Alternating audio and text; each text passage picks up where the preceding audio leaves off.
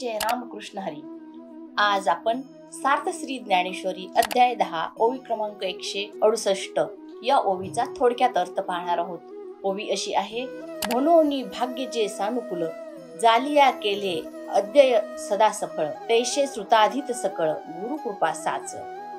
या ओवीचा थोडक्यात अर्थ सांगता येईल. ज्याप्रमाणे नशीब अनुकूल असते त्यावेळी उद्योग केले असता ते सफल होतात, त्याचप्रमाणे गुरूंची कृपा झाल्यानंतर ऐकलेले किंवा अध्ययन केलेले फलश्रुत होते याचा अनुभव येतो.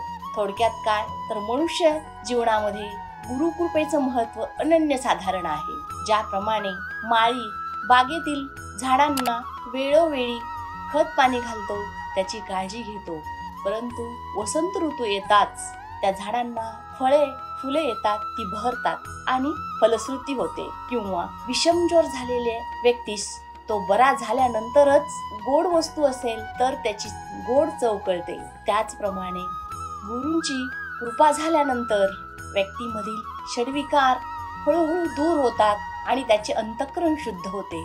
आणि अशा शुद्ध अंतःकरणाने ज्यावेळेस तो भगवंताची भक्ती करतो त्यावेळेस ती भक्ती निश्चितच फलश्रुत होते. थोडक्यात काय तर त्या जीवास आत्मिक स्वरूपाचे सुख मिळते, म्हणजेच समाधान प्राप्त होते आणि हे समाधान म्हणजेच मोक्ष प्राप्ती होय.